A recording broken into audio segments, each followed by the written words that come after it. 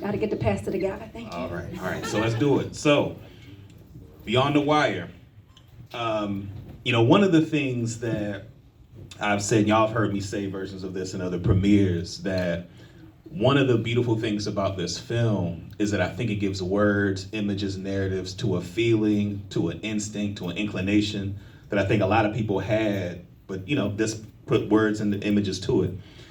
And one of the things that, when I talk in general in policy arenas about the work of violence prevention, like the work of it, I think for a lot of people it's rather abstract, right? Like a lot of people don't know the work.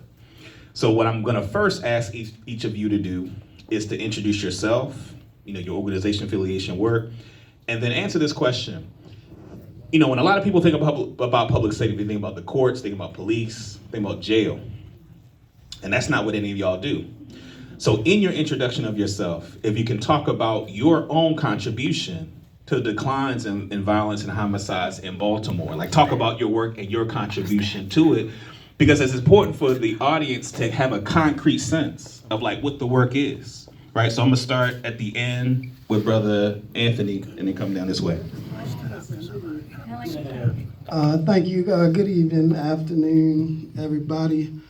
First and foremost, I want to thank God for this opportunity. Of course, giving him all of the honor, all of the praise, and all of the glory.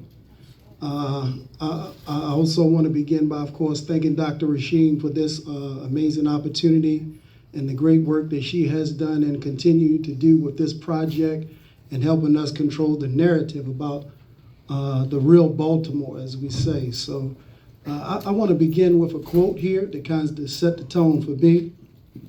And those who do this work will already know where this quote is from. And those connected with this facility absolutely will know where this quote is from. Do your little part. Do whatever you can to help change these conditions. Because we're moving into a critical period in history, not just for poor and oppressed people, Black people, but for humanity itself. Do whatever little you can, but you need to do something. That quote is from one of my elders, one of my mentors, who helped mold and shape me to be who and what I am today. The late, great Eddie Marshall Conway. And so I'm honored to be here at the Real News Network, where his influence is still alive and well in the work that we do. I also want to thank all of these amazing panelists here who are literally the boots on the ground and doing the work that we do. I'm honored to just share space with them anytime we get the opportunity, especially Miss Erica here. The other two I'm with every day, practically 7 days a week. But Miss Erica here, who we have the lived experience at doing this work.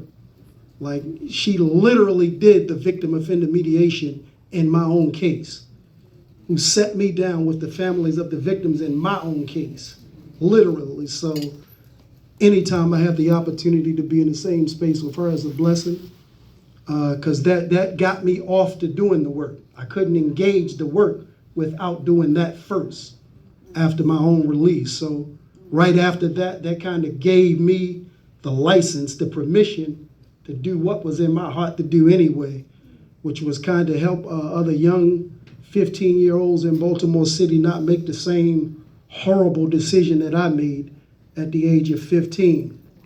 For the last 4 years, I've had the great honor and privilege of serving as a community engagement specialist for We Our Us, where we literally boots on the ground, door to door, block by block, street by street, engaging the people in this city that most people don't want to engage. But we've been up to that assignment and that task over the last 2-3 years. As of August 1st, I've kind of moved into a new space. I'm now the Director of Reentry Services for the We Are Us organization, where I have the opportunity to work more hands-on with the people behind the walls who are preparing to come back home into the community, to kind of get their mind, their heart, their spirit right, to let them know that they have a debt to pay as well, even after and beyond their release from incarceration, to kind of fix some of the stuff that we kind of messed up in our communities. So that reentry space and work is what I'm headed into now, and I'll leave it at that.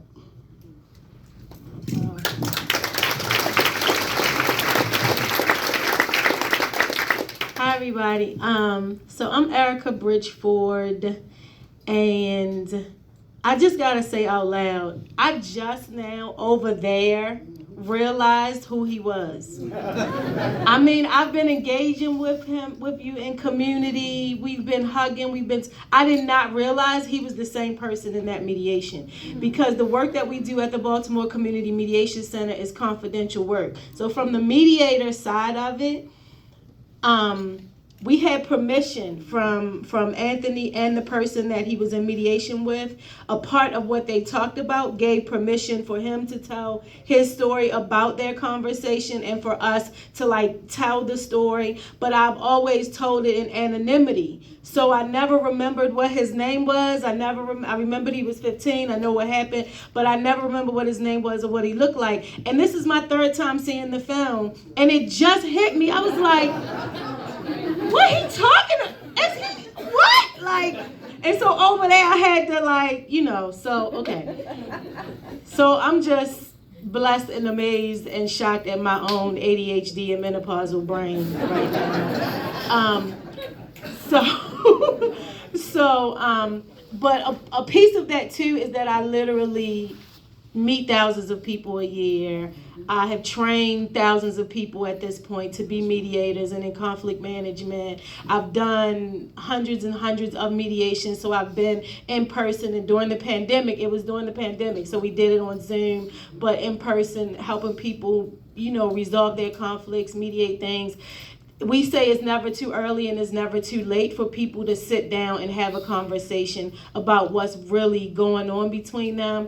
And so even after there's been harm, even after people have filed assault charges, they still have the power to make the decisions about what does justice look like to them, what does resolution look like, all of that stuff. And so I have been, before I got involved in mediation, so I'm turning 54 years old this year, and that's when y'all supposed to say, girl, you look good. Okay. my favorite thing to do on any panel. Because I almost didn't survive birth, but that's a different conversation. But so for, at this point, over 30 years of my life, I've been doing something in this city to help nurture Baltimore's peace and Baltimore's joy. And so, to Davon's point, all of the things that my contribution has been taking the pain of my brother being murdered in the streets of Baltimore, my stepson being murdered, two of my cousins who were brothers being murdered in years apart from one, just since I was 12 years old, seeing people die in the streets of Baltimore. Taking that pain and letting it remind me of the purpose that God gave me as my parents called me into being. And anywhere that I go saying, oh, if there's something I don't like, what is my soul calling me to do about it? What is my part to do about it? So I became a mediator in 2001. I became a trainer in 2002.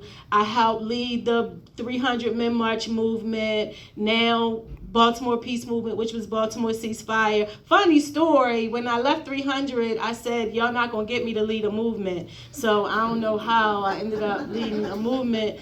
I also, when I became a mediator, I was like, oh, executive director, that don't look like the fun job. I'm never doing that job. And now I'm the executive director at that same place. So I'm blessed to be standing in my purpose and doing my purpose work. And I know that it is not a mistake that I was born at this time in history in Baltimore City to parents who were teenagers who said, let's have a child that's going to change the world. And they intentionally named me after people who they believed were changing the world. And then they nurtured me as a Black girl born with one hand in West Baltimore. They nurtured me to be everything I could possibly be. I scare them to this day. Things that I've been talking since I was 5 months old, so they never knew what was going to come out of my mouth. They always had to go meet with teachers because I was challenging authority. That, like to this, my children worry about me. It's not safe to be in the streets after a murder happened, and that's when I'm going, right? And so they nurtured me to not just be physically who I'm supposed to be, but spiritually to walk in strength and power, and to not look at it like, oh, it's dangerous. I look at it like, oh, I'm covered. I got a gang of angels, ancestors, spirit guides, like everybody walking with me. So it never occurs to me that I'm in danger. All it occurs to me is that people are hurting, and I'm showing up with love, and I hope that people are open and allow me, like I'm grateful that people allow me into their neighborhoods to just give them any little bit of love that they might need in those spaces.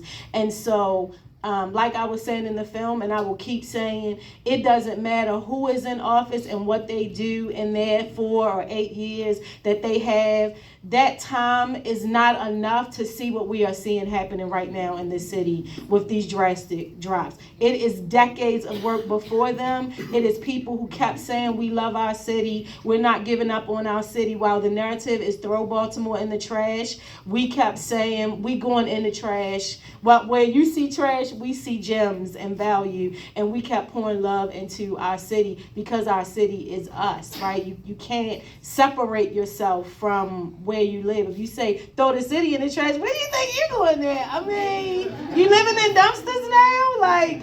And so a big part of my part to what's happening right now is I am aware and I'm grateful that when people see my face, they see a symbol of hope. When people see me and I say, oh, I look broken, but I'm whole, just like Baltimore looks broken and it's whole. Like I'm grateful that one thing I get to be at this time in history is a symbol of hope, and hope in action, not just hope in theory.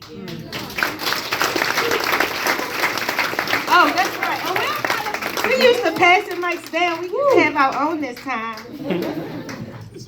It's on? Okay. Well, what is it? Good afternoon, good afternoon, good afternoon. Well, I'm Ebony Harbin. I'm a pastor of New Solid Rock Church, which is located in the Pigtown area. I first want to just give honor to God. Honor to God, honor to God, honor to God. Thank God for all of you guys here. The great doctor that wrote this and put all of us together. I work with We Are Us, and I'm the project manager for the Thrive Academy. And Thrive Academy, I deal a lot with young people. And that's my passion. I love young people. When I say I love young people, I love young people. And when I see young people, I see me, I see my children, I see nothing but greatness, and I've been doing this work for over 25 years. And when I say over 25 years, over 25 years. Pastor on Sundays, because I'm a talker, I can talk. But this work right here, it's about doing the work, and doing this work in these streets. As Brother Anthony mentioned, I'm with these two, 6 days a week. I'll say that we can be more in Baltimore City, and there's so much greatness in our city. We have to see beyond what we see. And I was a teen parent, I was a teen parent, and I thank God that I have an attorney, I have a school teacher, I have an entrepreneur. I did lose one of my sons to gun violence. It'll be 8 years on August the 15th, but God. So before that happened, I was doing the work, and after it happened, it slowed me down a little, but now I just work extra harder. I'm out there doing whatever I can to let another mother know that we're going to do what we can to save life. We're going to educate our young people. We're going to, make them see different and see that you can be more in Baltimore City. Some of the other things that I have done, have a used car dealership in Glen Burnie, yes, I'll say this, you guys. So sometimes when I get this mic in my hand, I'm like, look, let me just be quiet because I'm a little all over the place. But my most important gift, you guys, is just truly loving on our young people and loving Baltimore City. And when I say I love Baltimore City, my children say, Ma, you have so many children. Like, what's going on? I say, yes, the entire Baltimore City youth, they belong to me. They belong to me. So if y'all have any problems with the good, just, hey, let me find Pastor Ebony. So I'm not going to talk too much. I'm going to pass this mic on. But yes, you guys, just always remember this, that this city is so powerful. We've been through so much, but the strength, when I say the strength that this city have, the strength, Baltimore City, and listen, 5 years from now, every other city that experienced some of the things, the heartache, the pain that we did, they're going to say, wait a minute, we want to be like Baltimore City. Everybody came together on one accord, because guess what? And community is unity. But once we come together, we're going to be that change that, guess what, the world needs to see. Not just other cities, that the world needs to see. So you guys, I'm going to pass this on to... He said, don't pass the mic. I'm passing the mic, okay? Listen. I said I'm going to pass. I'm going to be quiet. Okay, I'm not passing the mic. Go for it. Hey, how you? Good afternoon. My name is Delmont Player. I'm a lot of things. So I'm We Our Us. I'm ICANN. I'm LEC, which is Lived Experience Committee under Curl and Shrugs. I'm AVP, Alternative to Violence Program. Absolutely.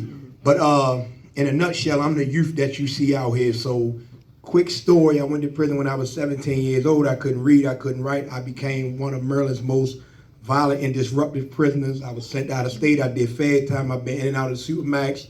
I've been beat by the police, ribs broke and everything. I was probably one of the worst prisoners in Maryland state history. And I don't say that, I say that humbly because I want you to understand the pits that I climbed out of, right? But at one point, something clicked, something changed, because the more you know, the better you have to do. I'm a Muslim. I'm an FOI, so I'm a husband, I'm a brother. But what I often like to say is that for me, the work really began to resonate for me when the gang culture really ushered into the prison system. I didn't come in under the gang culture. When I came in, it was every man for themselves.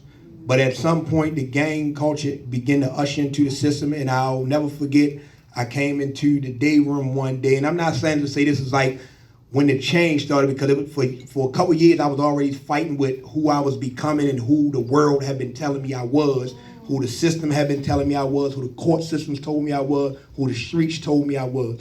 But I came in the day room, it was an older guy, one of our pioneers from back in the day. And when you get old in the system, it tend to chip away at you. So he wasn't, as active and as agile as he used to be. And I came in the day room and he said, back then they used to call me by my last name. He said, "Little player, they won't let me get on the phone." And I was like, "What you mean?" He said, "Man, they saying," because they was clicked up, this click had this phone, this click. So what I did, I walked around the day when I went to everybody on the phone because, I get it in. And I said, I'm after you. So as the phones begin to, people begin to, their clips begin to end. Play, yeah, I'm still in. So I would, hang the phone upside. That mean ain't nobody on it, but don't touch it. Let the phones hang. So at some point, about 3, maybe 4 phones was hanging. Somebody came to the day room and said, "Man, I'm trying to get on the phone." Who on the phone? I'm still at the microwave cooking. Somebody say, "Little player." So he come over to the phone. He said, "Who that for?" He said, "Little player." So he turned and me say, "Player, you getting?" He said, "Player, you on the phone? What phone you getting?" I said, "I'm getting on all of them." I said, "Yeah, I'm getting on all of them, and I'm with all the dumb, whatever, we can do whatever." And like I said, God had a plan. The law had a plan for me because really I was supposed to die behind those walls.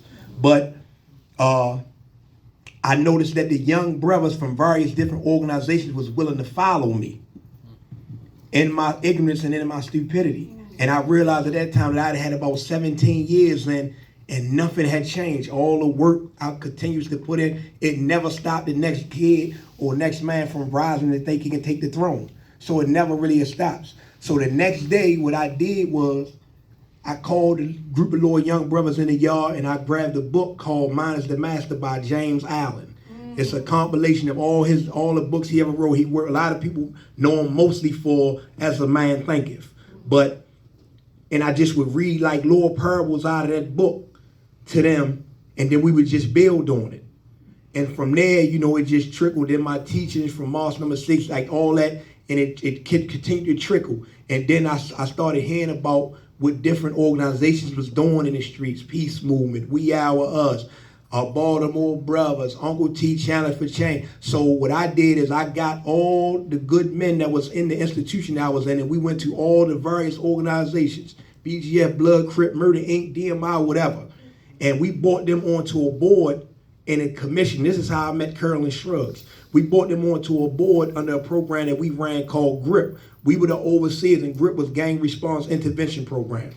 And what we did was every time a beef happened, we went on the compound and brought all the gang leaders into a room to squash it.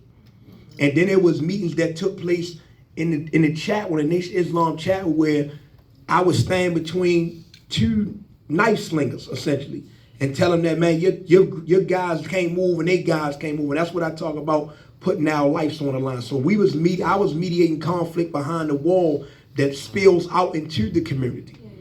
One of my biggest supporters to this day is the men and women that I left behind the prison walls.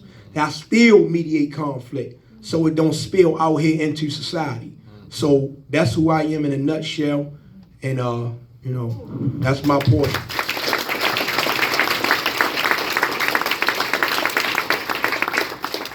And again, for me, it's important for people to hear those stories and hear that context. You know what I'm saying? Because it's important, I think, to normalize the fact that this work is happening and what it takes. And what I hope people get from these responses is that, this is work. Like, each of the people on the stage, they the ones that got to do it, the work that they're doing, right? It takes a certain kind of person, pedigree, perspective to do it. Pastor Ebony, you talked about the importance to you of young people, and really, loving on young people.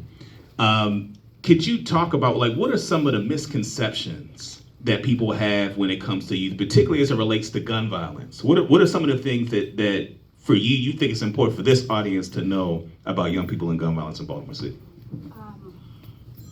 One thing, we have to stop judging young people from what area they're from. We have to stop judging them because of their family members. A lot of our young people are judged, and truly, you don't even know them. We have to learn how to understand that none of our young people are born murderers. None of them are born criminals. Some type of trauma happened in their life. A lot of our young people are on survival mode, but if you get a chance just to know them, not the costume that they have on, because guess what? I'm going home, I'm 10 years old, and I'm going to a house where my mama's out there getting high. I got to take care of a 7-year-old and a 5-year-old. I don't know where my father at. So instead of us judging, how about we just have a conversation with them? See what they need. How can I help you? Because a lot of times these young people just need some love. They need some support. But as long as we look at them, they coming outside. That little boy bad. That little girl, look at her. But you don't know their story. So we have to help them rewrite their story. And I'm going to say this real quick. I received my honorary doctorate degree. And at first I was sitting up there like, wait a minute, me? My son went to school all these years, And my son, he said, Ma, let me explain something to you. When I was up there, sitting up there studying at night, you was at a hospital where a child was shot. He said, when I was sitting up there worrying about a test, you was up there praying because guess what? Some little girl or something just happened to him. He said, for 25 years, I watched you work hard. And when I said work hard, he said, when I was sitting up there saying, well, if I'm going to pass this test, he said, look, the test that I thought that I was going to pass, you was up there making things happen, relocating families, relocating young men that got caught up in mess. He said, so you deserve it. So I say on today, you guys, I didn't. I was sitting up there like, wait a minute, do I really deserve this? I do. I've done over 300 funerals in Baltimore City, but God. So I was able to help that family or help them in the midst of their pain. So I say this back to your question. I'm a little all over the place, so y'all mind me, okay? All right, y'all got to get a Sunday morning message, but no. So let me get real back. One thing, just please, stop judging our young people from where they live. Stop it. When you get to know these young people, you'll say, my God, some of these young people have been through some things that in my 50 years I haven't experienced, but God. And when I say, but God, I have a young man, and I'll say this, he lost his mother and his father. He was 15 years old. He got himself in some trouble. His grandmother said, what did you do to my grandson? I said, I listened to him. Because a lot of times we got to get to the root of the problem in order to fix a problem. She said, wait a minute, I sent him to this therapist. I sent him everywhere. I said, he needs somebody that experienced some things. I said, see, I've been through some things, amen, so I can listen. I can relate to him, okay? I said, so instead of us, you guys, judging our young people, give them a chance. And when I say give them a chance, just give them a chance. Just listen to them. You know, when you see them young men on the corner, don't walk past them, say, how you doing? When I see young men, guess what? I don't have to say, pull your pants up. Oh, that's Pastor Ebony right there. They're going to pull their pants up. Because it's about the relationship. And I'll say this, when you're doing this work, I fear nobody but God. I'm not afraid to go to East Baltimore, West Baltimore. And I grew up in Cherry Hill, love Cherry Hill, amen? When I say love Cherry Hill, love Cherry Hill. You know, so you guys, just one thing, just always, that young person they want to know that, hey, somebody care about me. Somebody love me. How many of y'all want to feel loved? How many of y'all want to feel loved? That's it right there. And that's all they want. They just looking for someone to love them. And I'll say this, I love on our young people too. I love the hell out of them. That's it. There we go. Davon, can I add something to that? You hear him say, well, I'm passing the mic. Okay, let me stop passing the mic. Can I add something to that on the Yes, sir. on the Yes, youth? sir. We took a group of young people to Dr. Rasheen's facility about 2 weeks ago. 25 of our young people in the Baltimore Brothers program to help them help Dr. Rasheen with another project specifically towards youth that I hope she'll share some more information about. But she started, when we brought them in the room, she started them off with a question that I'm going to ask you, right? She asked the young people that we brought to her, what percentage do you think of young people in Baltimore City are involved in crime and violence? Right? And we heard all kinds of numbers, didn't we, Doc? One said like 90%. One was like 99%. And all kinds of numbers.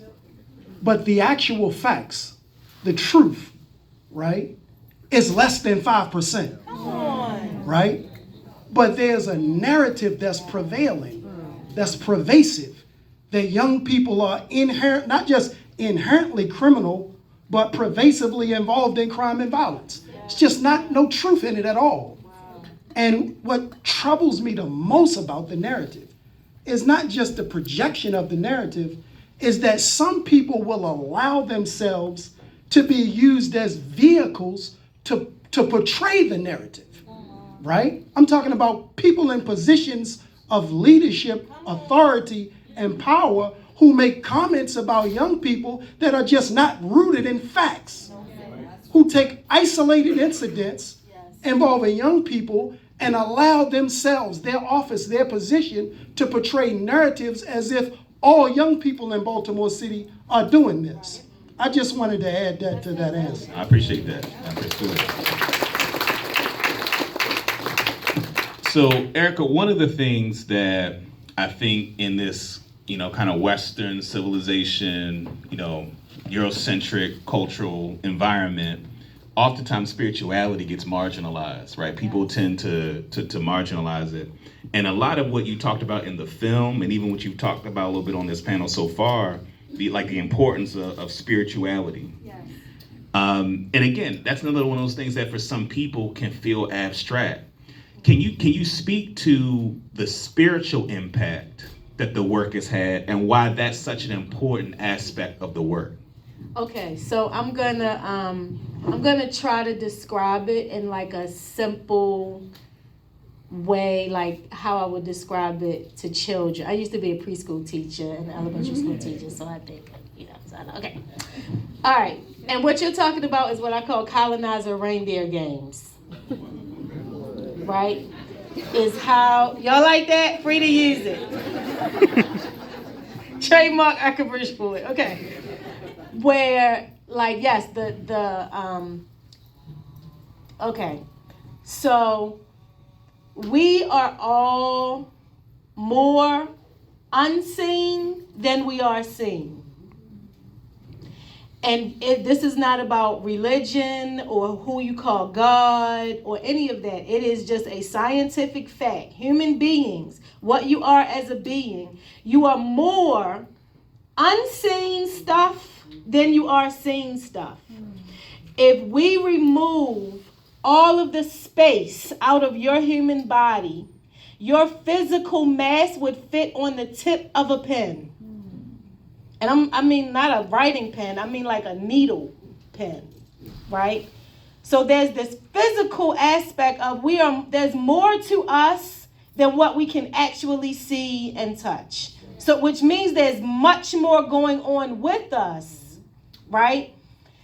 And so if you ever wonder if that's true, if there's way more of you that's unseen, your thoughts are an unseen realm. You're right now having a gazillion thoughts that can never be physically spoken, heard, manifested, right? But they are a part of how you feel right now. They are a part of how you're experiencing this. We've all been saying the same words to everybody in this room, but everybody in this room have not heard us say the same things. Because of the unseen part of you that is so vast and that influences the experience you are having as a human being. And so what we do with that unseen part of us that whispers quiet nudges to us about what we could do, what we should do, what we shouldn't do, make this right, make that left, don't answer that email, ignore that person, call your cousin and apologize. Y'all know the shit y'all be ignoring. There's so much about who we are that when we just manifest a little bit of it, it changes things. And here's the very elementary example that I used some years ago when the Baltimore ceasefire, now the peace movement started, that it just occurred to me recently is we're seeing now. So in 2017, people were being killed every 19 hours in Baltimore. And Baltimore had more murder than it had ever seen in its history. And people were saying there's nothing we can do about it, right? So murder is this vibration, so I just got finished talking to you about how much you are vibration, right? So there's this vibration about murder that makes you feel like you as one person, there's nothing you can do about that, right? But there's this unseen part of you that says, but I want to do something. I feel like if I was just more kind to people, because you don't know what people are going through. I feel like if I just shared that post that I saw that was positive, so I could add to positive algorithms in the interwebs that are also vibration. Right? And so I compared it to an ocean, because that's what people would say. Oh, y'all just spitting in the ocean. This little bit of stuff y'all doing, it's not going to work. Y'all just spitting in the ocean. So I was like, they right. I'm just spitting in the ocean, right? But if the ocean is red and the unseen parts of me are nudging me to go take a little dropper full of blue ink and just start dropping it in that ocean, somebody's going to say, she crazy. What is she over there doing? Just like they told Harriet Tubman. Right? It's crazy, it's dangerous, the tide gonna come in and take you away, people gonna come and try to take your dropper away from you like I can't go find another dropper and find some more blue ink. You know what I mean? Okay, and while people saying that, somebody is gonna say, but that little part where she at is starting to turn purple, it look like. Right? And somebody else is going to say, you know, I always wanted to put some blue ink in the ocean. And they going to come and put their little blue ink, right? And more people are they putting their little drops in the ocean. And before you know it, the whole ocean is turning purple like it started doing in 2023 when the murder rate was 20% less. And people was like, wait a minute, something is happening. And we was like, I've been over here at the ocean.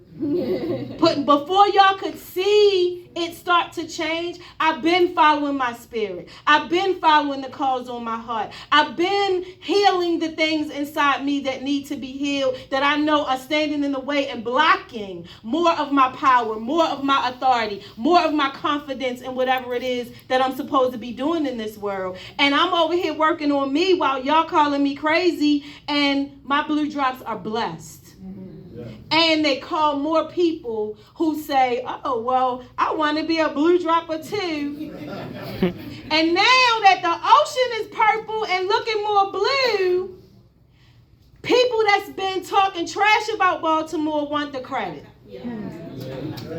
People that just want to lock everybody up in Baltimore want you to think it's their policies that's changing things. And so the spiritual aspect, by science, by universal law, when you are focused on something with strong emotion, you have no choice but to manifest into your physical experience that thing. That is just how it works. That's how creation works. And so we have been focused on Baltimore's joy with strong emotion. We've been focused on Baltimore's love, Baltimore's value, Baltimore's gangster with strong emotion. There was no choice but for us to start experiencing in our physical realm all of the things that we know God created us to be.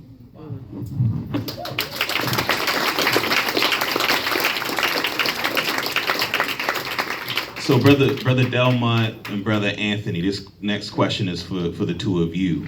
Both of you mentioned, both on this panel and in the movie, the importance of doing work behind the walls and its influence on the work that's happening in the streets of Baltimore. Can you talk a little bit more about the importance of, and walk through some of the mechanics of the work that happens behind the walls and how that translates out into the streets in terms of the work to reduce violence? I knew he was going to do that. Fight. Yeah, so, like, growing up in the juvenile justice system, I did Scared Straight, I did Big Brother, I did Choice Program, I did Big Brother. So I did all the youth programs, but none of them worked. The reason why they didn't work because I didn't sit in front of men that I resonated with. So the people they would sit me in front of was guys who was nothing like me, had experienced nothing like I experienced, who didn't have brothers that was in and out of prison, cousins that was in and out of prison, mothers and fathers who were strung out on drugs. Everybody, guys that they hung around with 10, 15 years, they senior. So that's the one thing that I think make us so impactful with the young men. But to be more specific is, without saying names, I'll give you a scenario of an entire family. So a father gets locked up when me and my guys basically growing up. His father goes to jail for shooting somebody a couple blocks over. Both of them got sons. So before we even encounter each other, our families is already telling us that we don't get along. Yeah. Like, we don't deal with them. We don't really know what the whole situation is about. We just inherit a beef. Yeah. So now we grow up and we condition that we just don't like these guys. So any little thing triggers the beef. Yeah.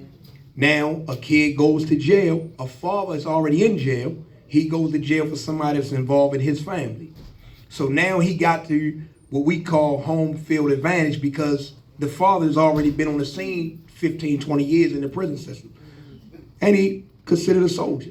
So now a young man has to walk into a prison system at 16, 17 years old and contend against grown men who are hardened criminals, who have been serving time for 15, 16 years, who has all kind of connects through the prison system. So now he has to rise up and, rise to the occasion. So situation like that, so now he get in, he has no uncles, he has no big cousins on the yard. So in response to that, since you did that behind the walls, and that's my homeboy, and we out here, we gonna address it out here. So since you did that and we can't get you and you got the prison system and he can't do nothing to you, we gonna touch your peoples out here in the streets. So we gonna send you a message from out here that every time something had to hit, we gonna hit one of yours out here. So stepping in between it, it don't really seem like much. But the ripple effect of a lot of people in a lot of those murders, a lot of that stuff come from behind the prison walls. Orders, hits, because somebody get touched on the yard and they feel like they can't do nothing, so I'm gonna send somebody out there to do something to your mother. Like there are tapes and phone recordings where they have men on the phone because somebody took somebody off for some drugs behind the wall. Say, man, go to that house and do something, beat his mother up. Because since he want to act like he ain't play, people get on the phone, they call people parents and tell them if you don't pay that money, we gonna do X, Y, and Z to him. And so how do they children respond to that? So mediating conflict behind the wall, it has a profound effect. And not just mediating conflict from behind the wall, but mediating conflict from this side. When I was speaking at the situation what happened with one of our elders, and I was just saying people so quick to, like Pastor Evans said, throw the youth away. And the brain science is real, that the brain doesn't fully develop until the age of 25. That is a true thing. Like, it's not that, no, am I saying that I didn't know that I was doing right from wrong? Hell no. I definitely knew that. That's why I tried to put on black to try to disguise it. But what I'm saying is you did not know the magnitude of the effect it was going to have and the ripple effect on yourself, on your family. So when something like that happened with a youth out here, that man got family on the inside. So now we got to be on the phones mediating conflict, because if those young men get caught and go behind those walls, they got to stand on business. So it's somebody back there that want to address that. If just for no reason, just because he got on the phone and heard his mother say, yeah, they out here doing that. He said, yeah, when he come back, I'm going to knock his head off just for GP. So yeah, it's very important that we are mediating conflict on both sides of the fence, because I'm telling you, the ripple effect that it has when somebody is stabbed behind those prison walls, or somebody is shot out here on the streets, whether they're part of organization or whatever, it spins behind those walls, and vice versa, it spills out into the streets. And Brother Anthony, let me add to the question, because I think the other thing that I've heard you address, I think it's important for this audience to hear, is WeRS has the Stop the Beef hotline, right? No law enforcement involvement, right, in that process. Can you talk about the importance of that? Because I think there's some people who can't fathom why it's important in that particular context for law enforcement to not be involved. Absolutely. I'll say this, right? There's so much that we do on the Stop the Beef side of this work that you're just never going to hear about. You're never going to read about. You're never going to see on Instagram, Facebook, that part of the work, because it involves a level of confidentiality where if the individuals involved don't trust us, not only do you not stop the beef, but you potentially put yourself in harm's way, as he articulated in the documentary. So all of the parties involved have some sort of connection to the criminal legal system, right? So traditionally, that's just not going to work with law enforcement in the room. Yeah. Not only is it not going to work with law enforcement in the room, but we're never even going to get them to the mediation if they believe in the slightest way we have any connection to law enforcement, that we cooperate with law enforcement in any way. They're never even going to be in that room. It's just not going to happen. That's the reality of it. So that's not to say that law enforcement doesn't have a role to play in solving crime and violence in the community. That's separate from mediating conflict, completely separate from resolving beefs and disputes, especially where blood has already been spilled, right? It's so involving law enforcement from that perspective makes no sense at all for us. And you're never going to hear about that, right? You're never going to see two people that called that hotline, that called one of the mediators and said, bro, they shot my brother, I'm ready to burn half of East Baltimore to the ground. You're never going to hear that. And you're never going to see our response to it, right? You're going to see our public response to mass shooting events. You're going to see that. You're not going to see what we do behind the scene in terms of who we calling, who we talking to, what we talking to them about. Because that confidentiality has to be there and that level of trust has to be there between us and them. So that's the reason for the no police involvement. But for this audience particularly also, according to the Department of Justice statistics, over 650,000 people are released from prison throughout America every year. 650,000. I want that number to sink in. These are the number of people that are coming home from prison every year, according to the federal government, right? But in that same report, they said that here in the state of Maryland, almost 10,000 people are in this revolving door of going into prison, coming home from prison every year right here in the state of Maryland. All of them are coming home to a community near you, right? So it only makes sense that we put some effort into rehabilitating the 2.2 million people that we have locked up behind these prison walls. We incarcerate more people in this country than any nation on the planet. There are some states that incarcerate more people than any other civilized nation on the planet. But as a society, we give zero thought to the fact that these 2 million people, the majority of them, at some point are coming home. And if there is nothing done to help repair them, right, then it produces a cycle of crime and violence that continues. So we got to get to this tendency, the orientation in the mind to return to criminal behavior and conduct. And that don't stop when they're released. It actually starts when you send them there. We have to be involved in that. So that's the part I'll add to the incarceration piece. Can I say one thing? And so I'll let y'all say two quick things. After they say what they're about to say, we're going to do Q&A and we'll pass a microphone around. So if you have questions, you can raise your hand. We'll bring a microphone to you. Go I ahead. just want to say one thing when it comes to the Stop the Beef team. In order to stop a beef, you have to have a relationship. And when I say have a relationship, and I deal a lot with young people, you guys. They have to trust you, you know. And when I say trust you, trust the fact that I know that they care about me, they want the best for me. So it's all about the relationships. So if we are have a situation, they can reach out to other organizations that's trustworthy. You know, we can't. And one thing I thank God for the organizations that we all work for. We don't have a foot in and a foot out. Got to be real about this thing. You know, it's no halfway thing. Either you're gonna be real or you're gonna be fake. And when you're in that position, these young men and young ladies, because there's a lot of young ladies now that's carrying guns, you know, you have to be able to put your life on the line. Is a many a times that our lives just there, you know, not knowing if we're going back home, but God. But one thing, relationship, keep that. You have to have a good relationship. And I'm gonna be quiet, okay? There we go. About the re-entry part, just how important it is to, like, just listening to Delmont talk, it's like, oh, he's somebody that society would have been like, oh, throw him away.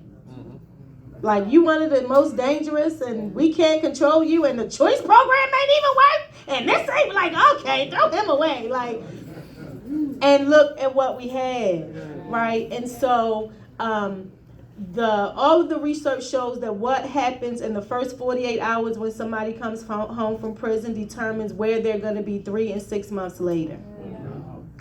And so if they come home and they have not resolved conflicts, if they have not rebuilt relationships with the people who've been raising their children, if they have not really gotten clear about what does getting a job look like when I come home. I know I'm going to go live with my aunt, but really what's going to happen when I go there? If they have not had hard conversations with people who they believe have harmed them, right? And so when we do mediation, re-entry mediation, and people can 2 years before they come home, we go into the prison, whoever they said they wanted to talk to comes in. It took a lot to just build a relationship enough with the Department of Corrections to get them to let us be in rooms with the person who's incarcerated and who they want to mediate with, and no COs can listen, and no COs are in the room. Like, that was 5 good years of Lori Charkoudian banging her head against brick walls to be like, no, because nobody is more institutionalized than people who work within those systems.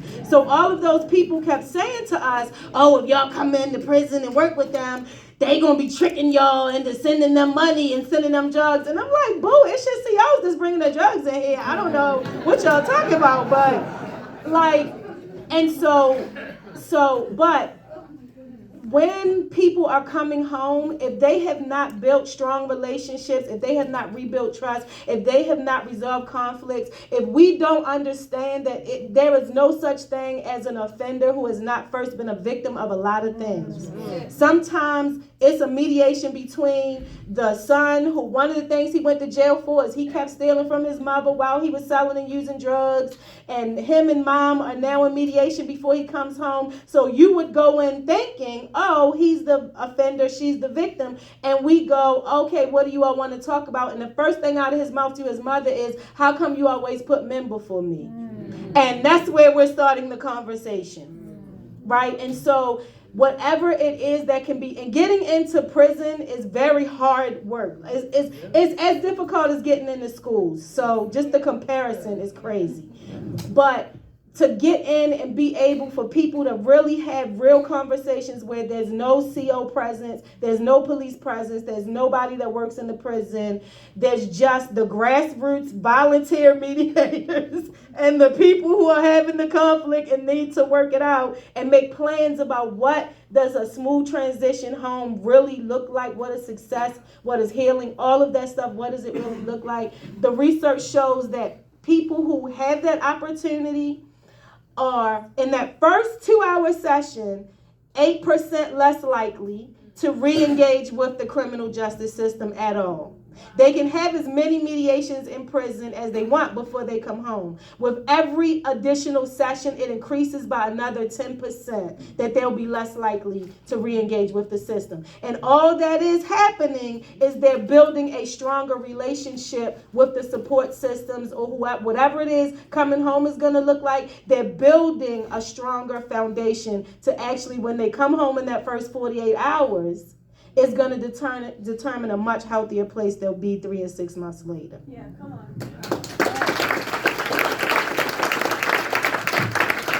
All right, so what I'll do is if you have a question, I'll ask you to raise your hand and a microphone will come right to you.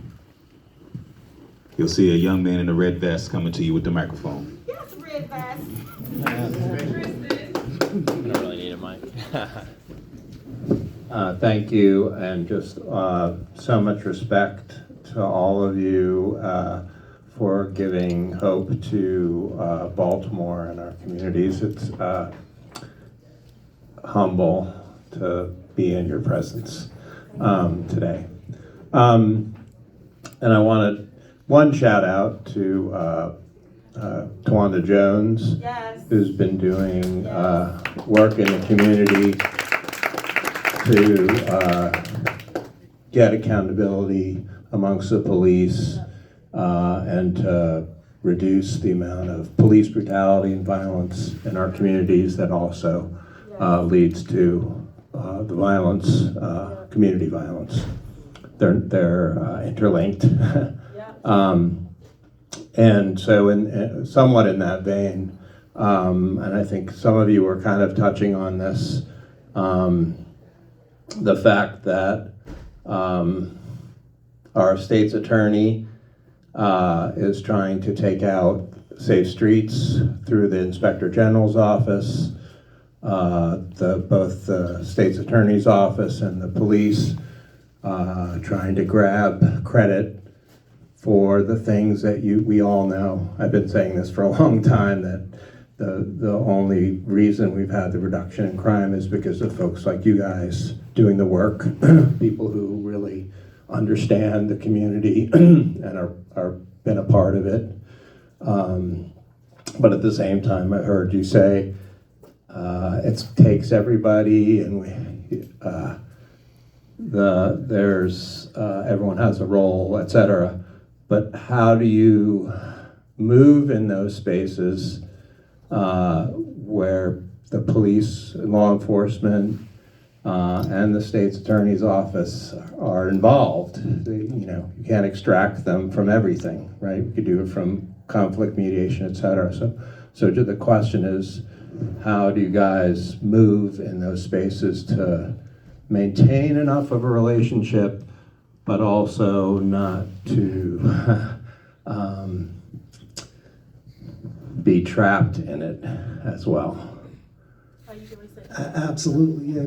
Good question. Absolutely a good question.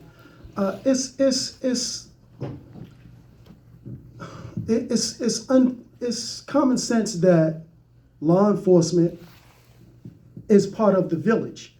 It has its role, its responsibility, its assignment. And that's why I started with the quote from Eddie Conway that said, "Do your little part," right? That's their part that they have to do. And we hope that they would do their part. We're not advocating that we don't want law enforcement to do their job, right? But what we are saying is that in the work that we do, in terms of, just specifically in terms of the conflict mediation, that doesn't work with law enforcement there. I would hope that the state's attorney is committed to doing his job, right?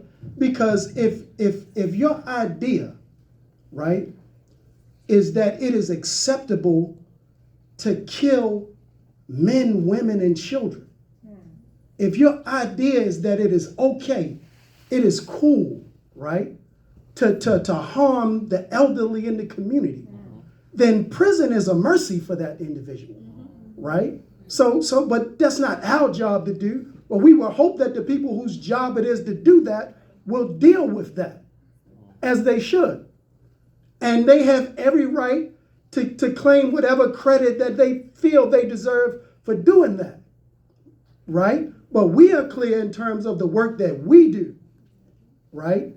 In terms of reducing homicides and non-fatal shootings, we know what we have contributed to, because we know what we do on a day-to-day basis throughout every area of the city. So I want to be clear that everybody has a role to play. Everybody has a part to play. There's no part of the village that gets to sit on the sideline in this and say, nah, I'm gonna sit this one out, right? So we hope that BPD is doing their job and improving at doing their job. Anybody that will say that the Baltimore City Police Department in 2026 is even remotely close to the Baltimore City Police Department from 2015 is just, you've been missing, right? I don't know where you've been at. Completely different institution. But that's not our job to talk about. I mean, we don't talk about it. We let them talk about it. Do y'all job talking about it? And we're going to do what we do over here. We interact. Of course, we interact in the work that we do. We've been to plenty of community engagement walks where law enforcement, they come, they show up, and we politely tell them, look here, we got this. We've been doing this pretty good on our own, right? Thank you for showing up, right? They had all of the community meetings, events. We're in the same spaces, same room. So we're not ducking or not, working with each other in a collaborative aspect of doing the work. But we're talking specifically about the conflict mediation part. There's no police involvement in that from our perspective. So the way that I have navigated in all of my work throughout the 30 or however many years with law enforcement specifically and city agencies, state's attorney, all of that, is we just explain to them why it behooves them to do their part in supporting what it is we're doing, right? So Patricia Jessamy, right? She was state's attorney way back in the day.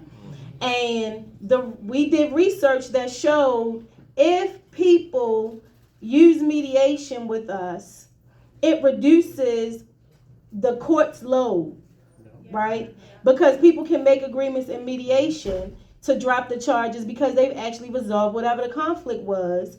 And so now the state's attorney is, all they got to do is honor that the people wanted to drop their charges. So it's right. So that made Patricia Jessamy set back in the late 90s a contract every year to fund a position for one of our case workers that receives, so that we receive stuff from the state's attorney when people have conflict, right? And so when an Ivan Bates comes along, who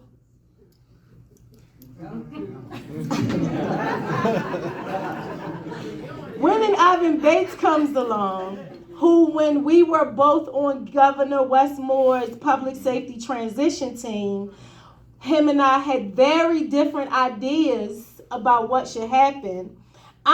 His office signs a contract with the Community Mediation Center every year to send us money for that position, and I'm not sure he knows it. And I'm glad that he doesn't know it, because from what I've experienced, I think that if he knew it, something weird would happen where maybe suddenly we would not get that money. And so, but in building those relationships and saying it behooves you, if you live in Baltimore too, or you have to work in Baltimore too, and so this work is helping to make your job easier. If we are doing police complaint mediations where a community member who had a problem with the police officer gets to sit down and have an honest conversation with that officer who's in that community, y'all are saying you need police community relationships to be better so that the murder rate can come down and so that policing can be better. Don't you want to be seen as saying you support community being able to have these hard, confidential conversations? Like, you know what I mean? Yeah. And so if you are honoring individual officers' humanity. So Erica Bridgeford is an abolitionist from that standpoint. I think the police department, I just get rid of the whole thing, do something else. That's not where we are in human history right now.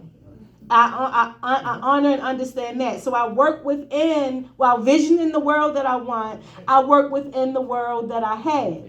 And so from that standpoint, I can honor individual officers as human beings when they show up directly in front of me. And so if you are respecting and honoring what I do, if I show up because somebody got killed on this block, and here I am doing a sacred space ritual, and I look up and 2 police cars have blocked off the block because I'm crazy and they got killed in the street, so I'm kissing the ground right in the middle of the street where they were, and the police see that, and without a conversation, they just block off the street so that nobody interferes with the sacred work that's being done. I'm going to go over there and hug them and thank them. Like, thank you for being a human person, happen to be wearing a police, and you use your authority in that moment to benefit the healing of this community. And so when we treat each other with humanity in the moments that we can, and in the work that I do, I'm helping to, when there are those disputes between police and community, I'm a bridge that can help them work on understanding one another as well. While in my personal life,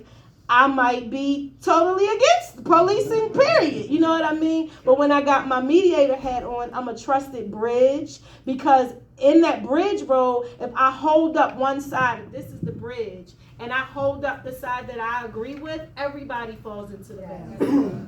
So the ethics of our work is very important, whatever that your ethics are in it. And when institutions and agencies and policymakers see that you stand in the ethics of the work that you do without attacking and demonizing them while holding them accountable when it's necessary, if your humanity shows up, somebody's humanity is going to show up in that, and it's going to make it go how it's supposed to go. Dave, I also want to add this to that. And a lot of times what we get caught up into